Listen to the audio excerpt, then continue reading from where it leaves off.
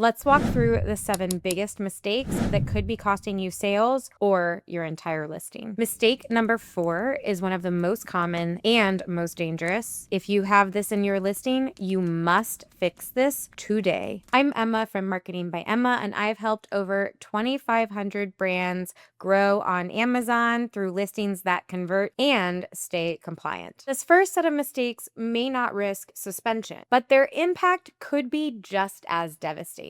They're what I'm going to call the silent sales killers, and they can leave your listing as good as dead. Mistake number 1 is targeting the wrong keywords. If you're wondering whether your listing is making one of, or maybe more than one of these mistakes, we offer a free listing analysis that you can claim in the link below or by going to marketingbyemma.com/free analysis. We would be happy to take a look at your listing and give you some free insights about what you can do to make it stronger. Let's have a moment of honesty together. Are you guilty of chasing after keywords that have a high search volume but maybe aren't so relevant? That's how you end up with clicks, not conversions. And when your listing doesn't convert, Amazon's not going to rank you. So for example, let's say that you sell reusable paper towels and you're doing your keyword research and you discover the phrase kitchen gifts. And you might see a really incredible search volume and just think, wow,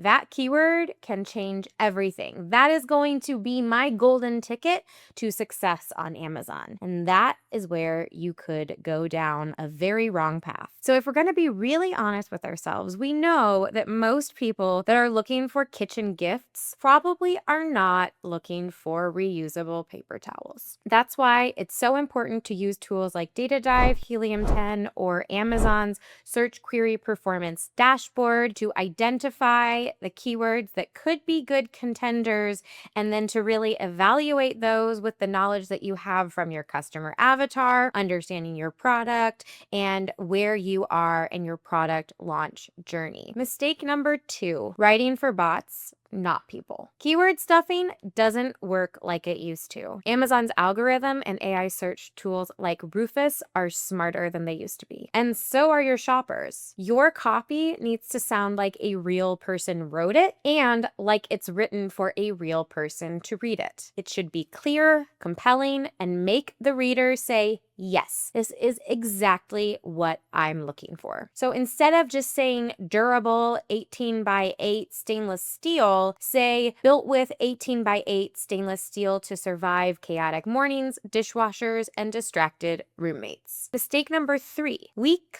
generic images. Your photos are your first impression, and sometimes your only shot at grabbing someone who's quickly scrolling through the search results. So if your main image is dull or too similar to your competitors, or once a customer clicks into your listing, your lifestyle images are not designed in a way to communicate value, trust, that they're in the right place, that they're reflected in those images, and so much more. Instead, they feel stocky, generic, irrelevant. You've lost the sale. You must use every single drop of real estate that Amazon gives you to address benefits, answer objections, and show real life usage. That means infographics, that means feature callouts, that means side-by-side comparison charts, that means really understanding what your customers need to know and see in order to feel reassured that your product is the perfect fit. These are what drive conversion. But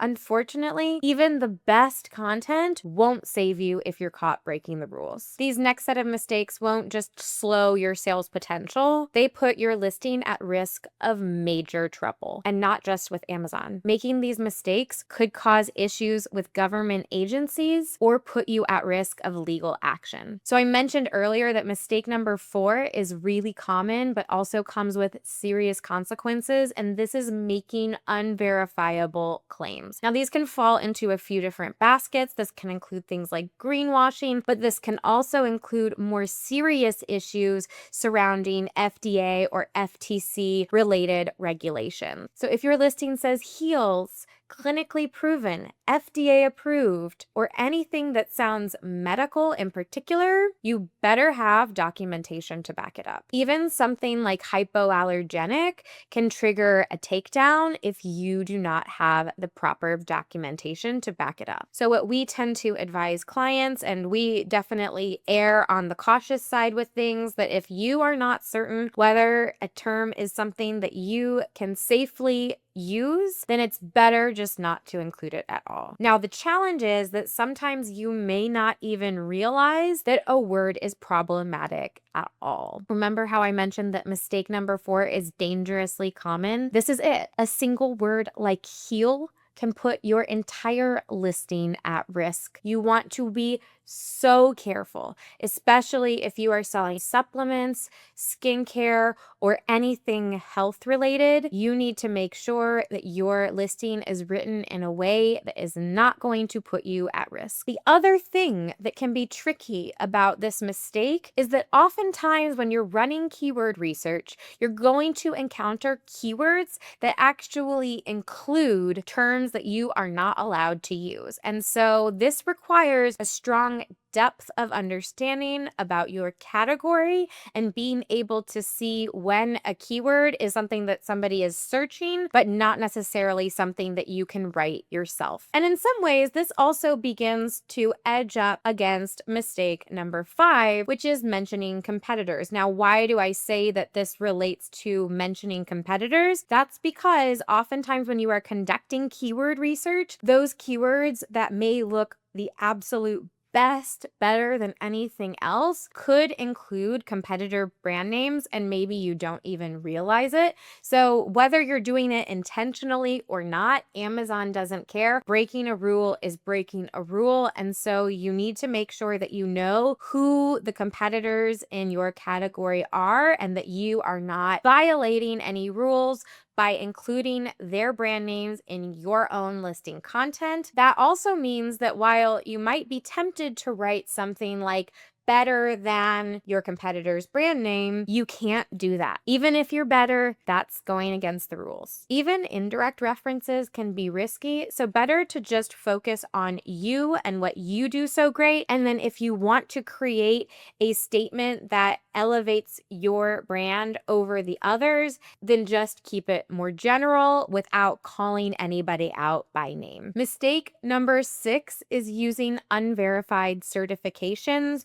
Many categories require specific certifications, like if you're selling children's products or certain types of health products. Also, if you are saying that you are USDA organic or vegan, many of these call outs that could have a very high value for customers require specific documentation. And if you don't have the documentation to back it up, then you could find yourself in hot water. It's just not worth it. Mistake number 7, review and search manipulation. Amazon is very sophisticated with the way that they keep an eye out for potential review manipulation. So while it might seem harmless to ask friends and family for reviews, do not do that. You need to be careful with your inserts. Really, all of the ways that you are communicating with customers around their purchase, that is a whole video in itself that we can certainly dive into at a later date. If you would like to see a deep dive about that, let me know in the comments below. But let's just make it really cut and dry. Search manipulation can lead to major problems. Some of these techniques